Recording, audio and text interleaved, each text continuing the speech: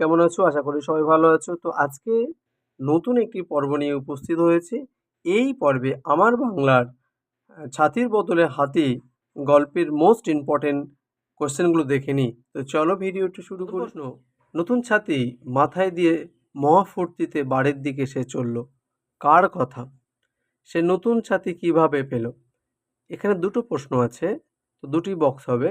তো প্রথম বক্সের প্রথম প্রশ্ন, সুভাষ মুখোপাধ্যায়ের আমার বাংলার অন্তর্গত ছাতির বদলে হাতি গল্পে প্রদত্ত অংশে চিংমানের কথা বলা হয়েছে।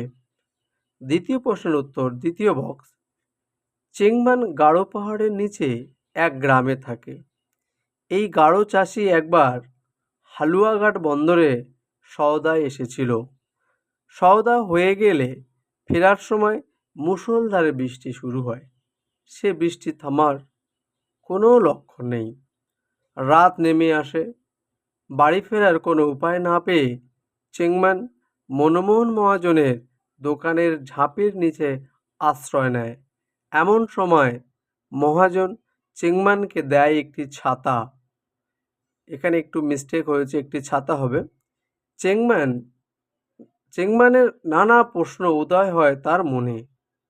মহাজন চিংমানকে ভরসা দিয়ে বলে, নগদ পয়সা দেওয়ার দরকার নেই, সুবিধা মতো দিলেই হবে।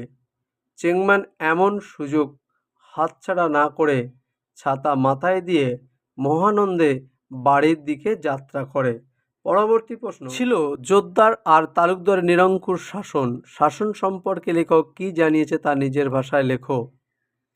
সুভাষ মুখোপাধ্যায়ের ছাতির বদলে হাতি রচনায় জমিদারি শোষণের বিভিন্ন দিকগুলিকে তুলে ধরা হয়েছে।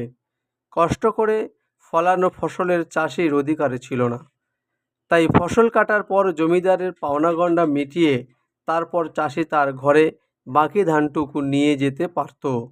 আগের চুক্তি অনুসারে 1 টাকা ধার শোধ করার জন্য নির্ধারিত ছিল 1 মণ ধান।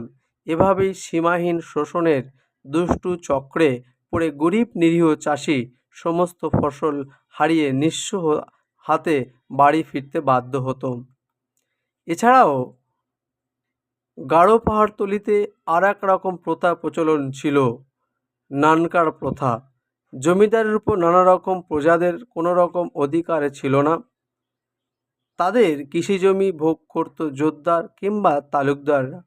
এমনকি জমির আম কাঁঠালেও নানকার কৃষকদের কোনো অধিকার থাকতো না। জমি জরিপের পর 2.5 টাকা পর্যন্ত খাজনা ধার্য হতো, আর কর্জা ধানে 1 মণের জন্য নির্দিষ্ট ছিল 2 মণ সুদ। সেই খাজনা আদায়ের জন্য চাষিদের কাছারিতে ধরে নিয়ে গিয়ে মারধর করে গুদাম ঘরে বন্দি করে রাখত। অবশেষে নিলাম ডেকে চাষির সব সম্পত্তির উপর জমিদার দখল করে নিত। পরবর্তী চিংমানের চোখ কপালে উঠল। চিংমান কে? তার চোখ কপালে ওঠার কারণ কি? উত্তরে যাবে প্রখ্যাত সমাজ সচেতন কবি সুভাষ মুখোপাধ্যায় রচিত আমার বাংলা গল্পগ্রন্থের অন্তর্গত ছাতির বদলে হাতি গল্পে চিংমান হলো গাঢ় পাহাড়ের নিচে বসবাসকারী এক গাঢ় চাষি। দ্বিতীয় প্রশ্নের উত্তর, আলোচ্য গল্প থেকে আমরা জানতে পারি যে চিংমান গা থেকে সওদা করতে এসেছিল হালুয়াঘাট বন্দরে। সেদিন কি মুষলধারে বৃষ্টি হচ্ছিল। চিংমান সেখানকার মনমোহন মহাজনের দোকানের ঝাঁপের নিচে আশ্রয় নিয়েছিল। মহাজন যেন করুণার অবতার, যেন তার দরদ উতলে উঠেছিল। চিংমানের মাথার উপর একখানা নতুন ছাতা তুলে ধরে চিংমানকে বাড়ি যেতে বলেছিল। বেচারা চিংমান নতুন ছাতা দামের কথা না বললেও তাকে সময় ও সুবিধা মতো টাকা দেওয়ার আশ্বাস দিয়েছিল। তারপর বছরের পর বছর যায় এবং চিংমান টাকা দেওয়ার কথা বললে মহাজন তা কানেই নেয় না।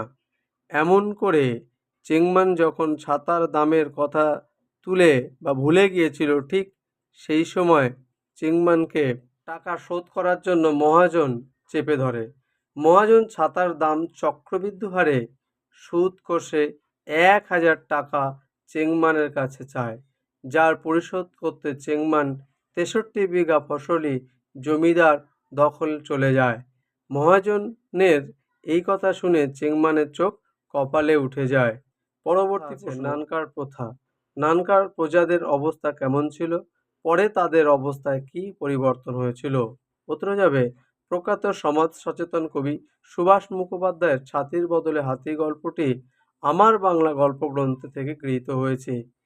এই গল্প থেকে আমরা জানতে পারি যে নানকার প্রজাদের জমিতে স্বত্ব ছিল না, জমির আম কাঁঠালও তাদের অধিকারে ছিল না।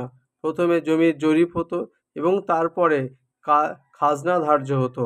খাজনার পরিমাণ ছিল 2.5 টাকা পর্যন্ত।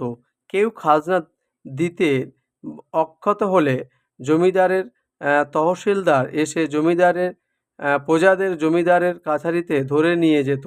সেখানে তাদের পিছমোড়া করে বেঁধে মারা হতো। তারপর তাদেরকে গুদামঘরে আটকে রাখা হতো এবং সবশেষে প্রজাদের সব জমি নিলামে জমিদার খাস জমি করে নিত।